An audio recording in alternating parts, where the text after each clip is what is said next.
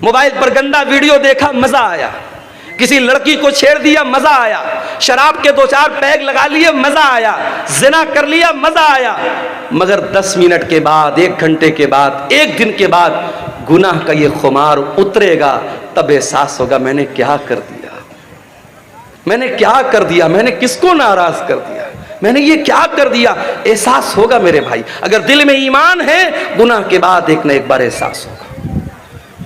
गुनाह के अंदर लज्जत है, गुनाह के अंदर मजा है, मगर गुनाह इंसान को बर्बाद कर देता है।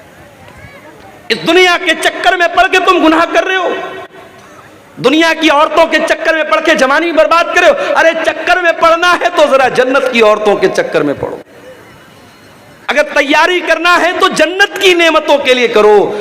दुनिया की औरतों के साथ, दुनिया की लड़की, अभी मैं पटना गया था, एक सफर था मेरा, हमारे एक दोस्त थे साथ में। पटना की मार्केट में मैंने देखा एक नकाबपोश लड़की, बुर्का वाली लड़की गैर मुस्लिम लड़के के साथ टहल रही है। हमारे एक साथी थे बनारस के, मैंने कहा देखो भाई ये क्या हो रहा है। बोले मौलाना कोई हैरत की बात नहीं है। मैंने कहा क्यों? कहा ये टाइम पास है। लड़की को भी पता है कि मैं टाइम पास कर रही हूं, लड़के को भी पता है मैं टाइम पास कर रहा हूं, दोनों सीरियस नहीं है, घूम रहे हैं। ऐसा भी होता है कि लड़की एक लड़के के साथ सुबह घूम रही है, दोपहर में दूसरे लड़के के साथ घूम रही है, शाम को तीसरे लड़के के साथ घूम रही है। ये चल रहा है, टाइम पास हो रहा है। ये औरतें हैं दुनिया की, ये लड़कियां हैं दुनिया की। और जन्नत की औरतें कैसी होंगी? लम यतमिसहुन्ना इंसुन क़ब्लहुम वला जान। जन्नत की औरतें इतनी पाक दामन होंगी, इतनी पाक साफ होंगी, उनको किसी इंसान ने कभी टच न किया होगा, कभी छुआ नहीं होगा, न इंसान ने न जिन्नात ने कभी टच नहीं किया होगा। दुनिया की औरतें, उनके साथ बहुत सारी गंदगी भी लगी हुई है। जाहिर है इंसान की बॉडी है, इंसान पेशाब भी करता है, पाखाना भी करता है, नाक से गंदगी भी निकलती है, बलगम भी निकलता है। औरतों के साथ दुनिया के और भी मसले मसाइल हैं, लेकिन जन्नत की औरतों के साथ कोई मसला मसाइल नहीं होगा। वलहुम फीहा अज़वाजुम मुत्तहरतुन। दुनिया की औरतों के साथ तो बहुत सारे मसाइल और गंदगियां हैं, लेकिन जन्नत की औरतें बिल्कुल पाक और साफ होंगी। अब्दुल्लाह इब्न अब्बास इस आयत की तफसीर में कहते हैं ला यहिज़ना, जन्नत की औरतों को पीरियड नहीं आएगा। वला युहदिसना, उनको पेशाब व पाखाना की हाजत न होगी। वला यतनखमना, उनको थूक और बलगम की गंदगी नहीं होगी। पाक और साफ औरतें। दुनिया में जो औरत दुपट्टा ओढ़ती है, ओढ़नी ओढ़ती है, पर्दा करती है, समझ जाओ कि वो जन्नती औरत है, इसलिए कि जन्नत की औरत के सर पर भी दुपट्टा होगा। अल्लाह के नबी फरमाते हैं, बुखारी और मुस्लिम की रिवायत है, लवितलात इलत दुनिया, अगर दुनिया की, अगर जन्नत की औरत दुनिया में एक मर्तबा झांक दे, एक नजर डाल दे, मलात मा बैनहुमा रीहा, उसकी खुशबू से जमीन व आसमान भर जाएंगे।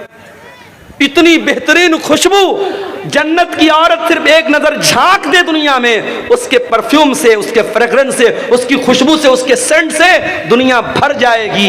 वला नसीफुहा अला रासिहा खैरुम मिनद दुनिया वमा फीहा, और जन्नत की औरत के सर पर जो दुपट्टा होगा, अल्लाहु अकबर। अल्लाह ने जन्नत की औरत के सूट का जिक्र नहीं किया, उसके गाउन का जिक्र नहीं किया, उसके फ्रॉक का जिक्र नहीं किया। अल्लाह के नबी कह रहे जन्नत की औरत के सर पर जो दुपट्टा होगा, वो दुपट्टा भी दुनिया और दुनिया की तमाम दौलत से बेहतर होगा। कभी किसी मरने वाले को देखा है? मरने वाले की आंखें उठ जाती हैं। वो जब मौत के फरिश्ते को देखता है ना, कांप जाता है, उसकी आंखें पथरा जाती है। मौत जब सामने आ जाए, हम जब किसी को मरते हुए देखते ना, तो उसकी बोली बंद हो जाती है, उसकी बातचीत बंद हो जाती है। यानी अब उसने मौत को देख लिया, अब तौबा करेगा तो तौबा का कोई मतलब नहीं। तो मौत को देखने के पहले तौबा करो। फिरौन भी मौत को देख करके तौबा कर, अल्लाह ने कहा तेरी तौबा कबूल नहीं होगी। इतने बड़े बड़े महल फिरौन ने बनाए थे, कितने बड़े बड़े बागात थे, कितने बड़े बड़े महल थे, नदियां थी, नहरें थी, तालाब थे, स्विमिंग पूल थे, अल्लाह फरमाता है कम तरकू मिन जन्नातिन व उयून व ज़ुरूइन व मकामिन करीम व नामतिन कानू फीहा फाकिहीन कदालिका व औरतनाहा कौमन आखरीन। फिरौन के पास कितने बड़े बड़े बागात थे, महल थे, कितने ऐशो आराम से रहा करता था।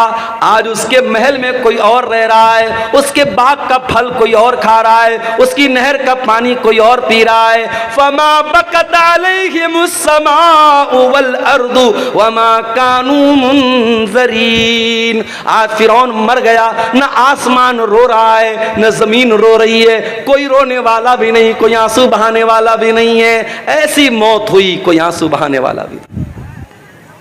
तो ऐसी मौत मत मरो मेरे भाई, मरना तो सबको है।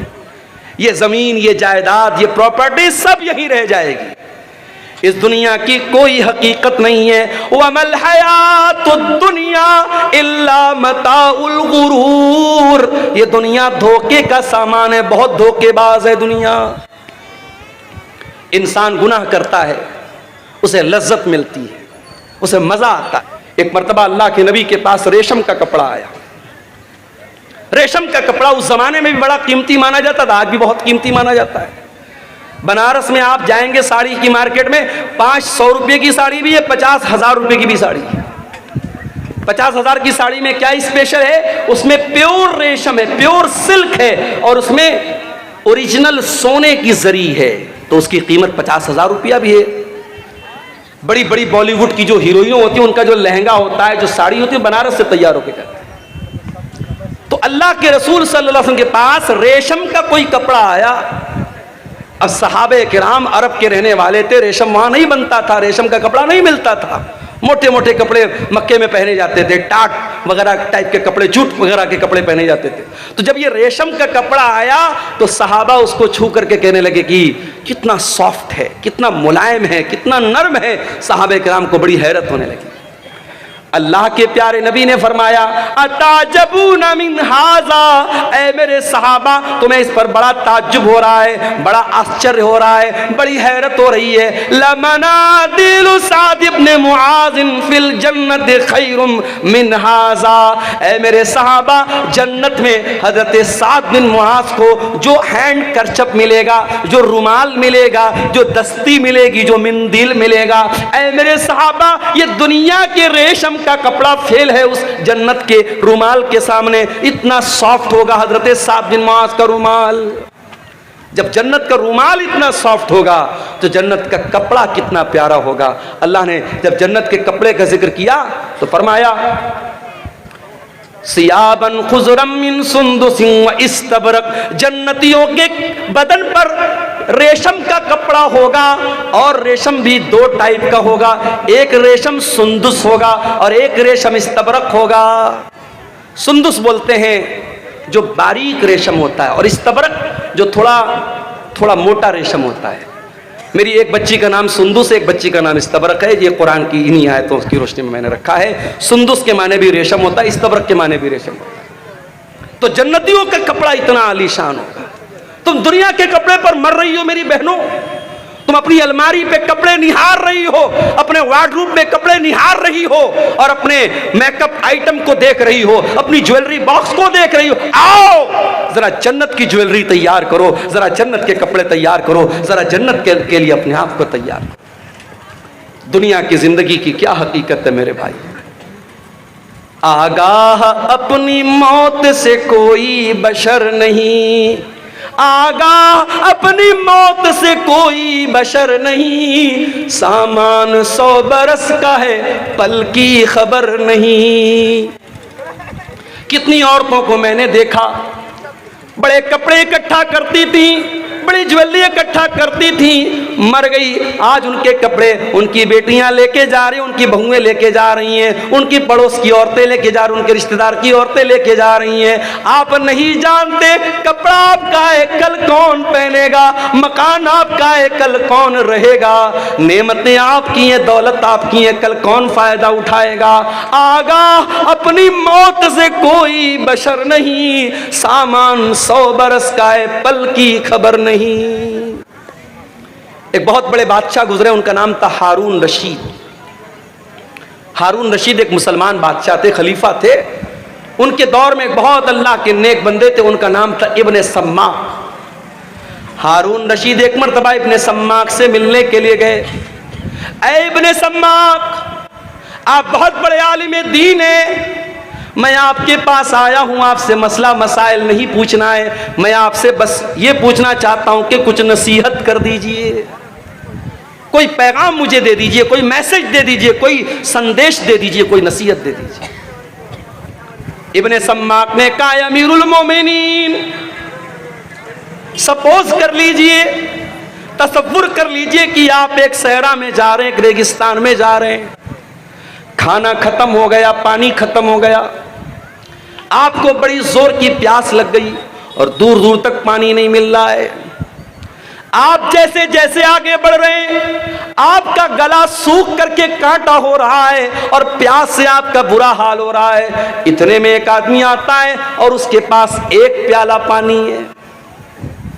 उसने कहा, ऐ खलीफा, मैं आपको एक प्याला पानी देने को तैयार हूं, शर्त यह है कि आप अपनी आधी बादशाहत मुझे दे दें। तो ऐ बादशाह सलामत, ऐ अमीरुल मोमिनीन, क्या आप अपनी बादशाहत को बचाएंगे या उसको बादशाहत दे करके पानी ले लेंगे? हारून रशीद ने थोड़ी देर सोचा, कहा कि ऐ इब्ने सम्माक, मैं बादशाहत दे दूंगा, पानी ले लूंगा, क्योंकि जान बचाना जरूरी है, मेरी जान जा रही है प्यास के मारे, मैं आधी बादशाहत दे दूंगा और पानी ले लूंगा। इब्ने सम्माक ने कहा, बादशाह सलामत, अब सपोज कर लो वो पानी आपने पी लिया, अब वो पानी आपकी बॉडी में जाकर के अटक गया, अब आपको जोर की पेशाब लग गई, लेकिन पेशाब के रास्ते से पेशाब नहीं निकल पा रहा है, आप बेहाल हो गए, आपको अपनी जिंदगी खतरे में नजर आने लगी, आप पेशाब के रुक जाने से आप परेशान हैं। इतने में एक दूसरा आदमी आता है और वो कहता है, ऐ अमीरुल मोमिनीन, आपको मैं ऐसी दवा दे दूंगा कि आपका पेशाब निकल आएगा, आप रिलैक्स फील करेंगे, आपका दर्द खत्म हो जाएगा, शर्त यह है कि आप अपनी बाकी आधी बादशाहत मुझे दे दें। तो ऐ बादशाह सलामत, क्या आप अपनी जान बचाएंगे या उसको अपनी बादशाहत दे देंगे? हारून रशीद ने कहा कि मैं अपनी आधी बादशाहत दे दूंगा और उससे वो दवा ले लूंगा ताकि मेरा पेशाब हो जाए, मेरी तकलीफ दूर हो जाए, मेरी जान बच जाए। इब्ने सम्माक ने कहा, बस ऐ हारून रशीद, फंजुर या अमीरल मोमिनीन इला मुल्की का हाजत तवील वल अरीज। ऐ बादशाह सलामत, इतनी लंबी चौड़ी आपकी बादशाहत है, ला तुसावी शरबतन व बौलतन, इतनी बड़ी बादशाहत की क्या हैसियत है कि पेशाब के चंद कतरे और पानी के चंद कतरों की वैल्यू आपकी सारी हुकूमत के बराबर है। ऐ बादशाह सलामत, कभी इस हुकूमत पर नाज न करना, कभी गुरूर न करना, अगर वक्त पड़ गया तो पानी के चंद कतरों के बराबर आपकी बादशाहत है और पेशाब के चंद कतरों के बराबर आपकी बादशाहत है।